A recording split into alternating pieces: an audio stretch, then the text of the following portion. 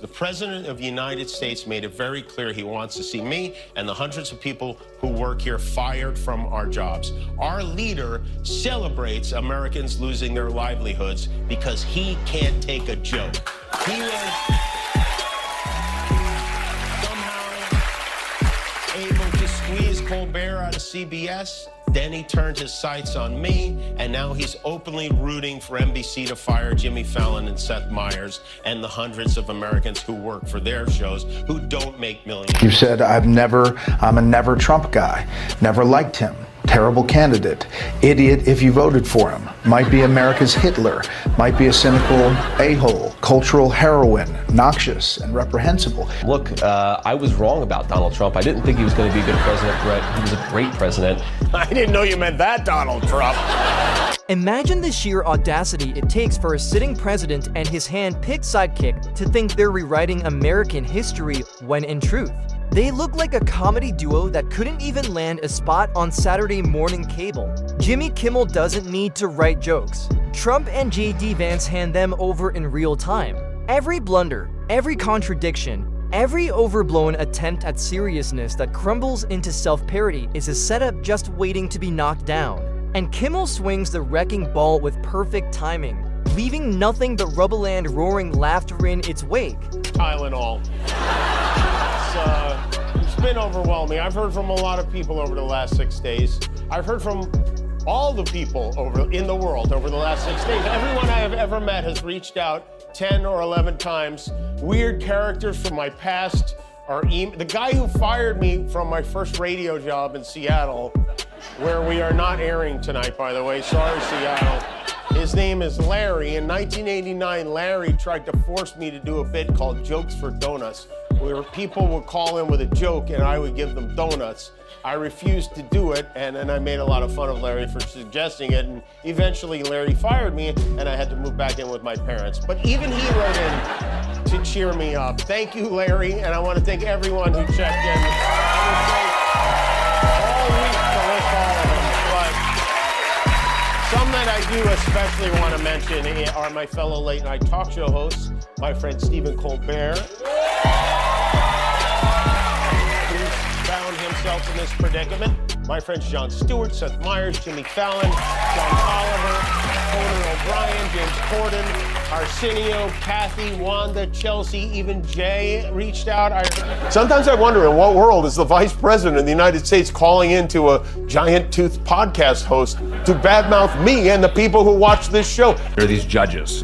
Judge Boasberg comes to mind. Lots of judges who are trying to basically say the president can't exercise the powers of the presidency. You're an attorney. How do you assess the legal battles here? Yeah, I bet all those judges are huge fans of Jimmy Kimmel, by the way. But I think, Vince, that one, we have an appeals process. If you're enjoying this video, don't forget to subscribe and hit the bell icon. Kimmel zeroes in on the circus right away. Trump, the self-proclaimed titan of success, struts around as if reality itself bends to his will, while Vance hovers nearby like an overeager understudy praying for the start to trip. The contrast is ridiculous, one man endlessly inflating his own greatness, and another building a career out of insisting the emperor is wearing clothes, even though everyone can see the fluorescent orange glow. Together, they're the political version of a novelty act that accidentally wandered onto a talent show stage. We are here. Our freedom to speak is what they admire most about this country. And that's something I'm embarrassed to say I took for granted until they pulled my friend Stephen off the air and tried to coerce the affiliates who run our show in the cities that you live in to take my show off the air. That's not legal. That's not American. That is un-American, and it is so dangerous. Kimmel's brilliance is in how he exposes both Trump and Vance for what they really are, performers. Trump shows up to every appearance as if he's auditioning for a role he's convinced was written about him, complete with dramatic pauses and over-the-top outrage. Vance plays the loyal background character, clapping on cue and reciting lines that were never convincing in the first place. Kimmel shatters the illusion by pointing out that neither of them actually leading, they're just fumbling through bad improv in front of an audience too tired to even boo. Stop that. It's just me. Jimmy, the chairman of the FCC gently suggesting that you gently shut the up. But you can't say that. That's a violation of free speech. Oh yeah, about that. Speech, it ain't free no more. What? It's not free no more? Yeah, we're charging by the word now. You're charging by the word? How much are you charging? Depends on what you want to say. Like, you want to say something nice about the president's beautiful thick yellow hair, or how he can do his makeup better than any broad. That's free. When Trump brags about his legendary business skills, Kimmel gleefully reminds everyone that they're built on a mountain of bankruptcies and lawsuits so massive it could be declared a national park.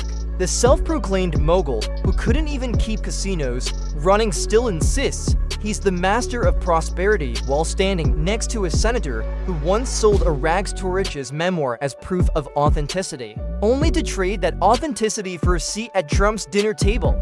The irony practically writes itself. The businessman who failed upward and the author who betrayed his own story, now starring in a political buddy act that collapses under the weight of its own hypocrisy. To being a direct violation of the First Amendment is not a particularly intelligent threat to make in public. Ted Cruz said he sounded like a mafioso. Although, I don't know, if you want to hear a mob boss make a threat like that, you have to hide a microphone in a deli and park outside in a van with a tape recorder all night long. This genius said it on a podcast. Brendan Carr is the most embarrassing car Republicans have embraced since this. Kimmel thrives on the contradictions. Trump rails against elites while living exactly like one, dining on gold-plated steaks and properties that rent out his name like it's a discount coupon. Vance once branded himself as the voice of the forgotten, only to forget his own lines the moment power called. Together, they deliver the least convincing version of populism imaginable, a routine that wouldn't even win open mic night at a suburban comedy club. The audience isn't laughing because they're clever. They're laughing because the only other reaction is sheer disbelief. How long you worked here? A year. Okay. Donut. Yeah. Yeah. Which donut, though? Just whatever makes sense. No pickles. Hold the pickles. Oh, well, no, I can get that for you.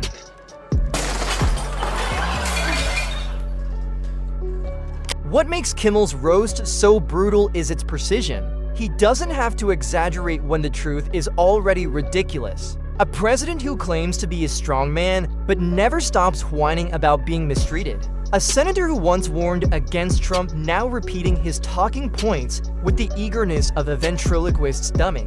They flaunt their contradictions so confidently that Kimmel doesn't even need to write jokes, he just shines a spotlight onto clowns juggling chainsaws of hypocrisy. Take the theater of loyalty. Vance practically brands himself as Trump's understudy, redefining devotion as parroting slogans with a smile so forced it might crack. It's like watching someone trade a working compass for a ticket on a sinking cruise ship. Trump, thrilled to have another yes man at his side, parades Vance around as proof of his strength while everyone else sees it for what it is, a hostage video, just with better suits. There's a tradition of meddling where they shouldn't under many administrations, but it wasn't always like this. There was an FCC commissioner back in 2022 who worked under Joe Biden, who was spot on. He wrote, "President Biden is right. Political satire is one of the oldest and most important forms of free speech. It challenges those in power while using humor to draw more people into the discussion. That's why people in influential positions have always targeted it for censorship." You know who wrote that? FCC Commissioner Brendan Carr. Kimmel also tears into the spectacle of Trump's communication style. A president who treats every rally like a blockbuster show somehow blends self-praise and self-pity so completely that the result feels like a parody of itself. It's not statesmanship, it's a blooper reel playing in real time. Vance nods along beside him like a hype man too nervous to ad-lib a single word. Kimmel mocks the absurdity of it all, pointing out how their supposed message of unity gets buried beneath a non-stop soundtrack of complaints. and how Trump's tough guy act quickly melts into a whine that could register on the Richter scale. Even their policies become comedy material pitched like late-night infomercials, big, flashy, unrealistic, and guaranteed to fall apart before delivery. Vance dutifully signs off on every half-baked idea, as if his signature alone could magically turn nonsense into law. The result isn't governance at all, its performance art gone completely off the rails. Hi, I'm Ohio Senator JD Vance. The mainstream media, they want you to think that I'm weird. They call me creepy, cringy, awkward, that I give people something called the ick. They want you to think that I can't order a simple donut. Trump wants history to remember him as a titan of American greatness, but Kimmel paints him as a relic of excessive man who measures success not by real achievements, but by how loudly he can repeat his own name. Vance, the sidekick in this farce, becomes a cautionary tale of ambition without integrity. He's not shaping history. He's clinging to the coattails of a man who turned politics into a reality show and still can't figure out why the ratings keep dropping. The laughter Kimmel provokes isn't just for fun, it's a weapon. By mocking their absurdities, he strips away the illusion of seriousness that Trump and Vance try so hard to project. Each replay of their missteps hits like a hammer against the hollow structure they built. Trump, the self-proclaimed master of prosperity, is exposed as someone who left behind a string of bankrupt ventures and exaggerated boasts disguised as victories. Vance, once a self-styled truth-teller for the forgotten working class, is revealed as a willing subordinate who traded independence for the cheap thrill of standing near power. The gap between what they promised and what they delivered becomes impossible to ignore when comedy plays it back beat by beat. Was appointed chairman of the FCC by this former crusader for free speech. If we don't have free speech, then we just don't have a free country. It's as simple as that. If this most fundamental right is allowed to perish, then the rest of our rights and liberties will topple. Just like dominoes, one by one, they'll go down. That was also in 2022. And I wonder, how did that guy turn into this guy? Who would you like to see replace Kimmel on late night? A lot of people, anybody could replace him. Guy had no talent. Kimmel look, he was fired, he had no talent. He's a whack job, but he had no talent, and more importantly than talent, he had no, because a lot of people have no talent, they get rid. Each flaw becomes another exhibit in a museum of hypocrisy. Trump's obsession with projecting dominance is constantly undermined by his desperate need for validation, turning every boast of strength into an unintentional confession of insecurity. Vance's supposed rebellion against the elite curdles into obedience to the very system he once condemned, making him the punchline of his own political story. Kimmel doesn't need to exaggerate any of it. Their self-defeating contradictions provide all the material he needs. The myth of Trump the mogul crumbles under scrutiny. The man who calls himself the architect of wealth ends up exposed as the face of chronic instability. The comedy hits hard because it doesn't twist the truth, it distills it. The gap between image and reality is so wide that it hardly needs embellishment. Meanwhile, Vance's political journey becomes a satire all its own. The author who once warned about cultural decay now eagerly stands beside the very embodiment of political chaos, proving that in the end, even his principles were negotiable. I don't agree with many of those people on most subjects. Some of the things they say even make me want to throw up. It takes courage for them to speak out against this administration, and they did, and they deserve credit for it. And thanks for telling your followers that our government cannot be allowed to control what we do and do not say on television, and that we have to stand up to it. I've been hearing a lot about what I need to say and do tonight, and the truth is, I don't think what I have to say is going to make much of a difference. If you like me, you like me. If you don't, you don't. I have no illusions about change. Vance's pledge of authenticity has given way to clumsy shows of loyalty that feel less like conviction and more like desperate auditions for approval. His transformation from critic to cheerleader is swift, and Kimmel revels in highlighting just how quickly Vance abandoned principle for a seat in the second row of someone else's circus. The real spectacle isn't in their words anymore, it's in how far they've drifted from the images they once tried so hard to craft. Trump dreamed of being remembered as an unstoppable force, but his legacy is morphing into one of exaggerated theatrics that crumble under laughter. Vance once aimed to represent grit and independence, but his story has been rewritten as one of surrender. The emperor isn't exposed through outrage, but through humor stripped down to a figure parading in a costume everyone can see. And the apprentice, instead of looking like a rising star, comes off as the overeager understudy who doesn't realize the play itself is a flop. The laughter cuts deeper than any argument because it turns power into parody and authority into entertainment. I mean, seriously, if that guy walked into your office and told you he was there to start making cuts. I have friends who met a husband, a wife, a boyfriend, a girlfriend, who met the best man at their wedding at Turning Points USA because it was an organization of patriots dedicated to making this country the very best country that it could be. Every contradiction adds another crack to their crumbling image. Trump, clinging to the role of the uncheckable patriarch, exposes his fragility with every complaint, every overblown defense, and every cry of unfairness. Vance, who built his brand on independence, now displays dependence so desperate it borders on pathetic. Kimmel weaves these moments together like a highlight reel from the worst season of television ever produced, where the supposed stars can't deliver anything but farce. The mockery lands because it's rooted in simple truth. These aren't figures of greatness, they're figures of comedy. Trump's myth of untouchability falls apart when measured against a record defined more by spectacle than substance. Kimmel doesn't treat them as leaders worth debating, but as performers in a show that should have ended seasons ago. Trump is the headliner who refuses to leave the stage, convinced the encore will last forever, while Vance is the backup dancer who mistakes clapping on beat for importance. The absurdity becomes so glaring that the performance itself is the punchline. To talk to the chairman of the FCC. You don't need to know my name, and I am the new chairman of the FCC. You were appointed FCC chairman by Donald Trump? Sir Trump, yes. I used to do some work for the man here and there in Atlantic City. But did I just hear you on the phone threatening Whoopi Goldberg? No, I would never threaten Miss Goldstein. I was just teaching her a lesson about consequences.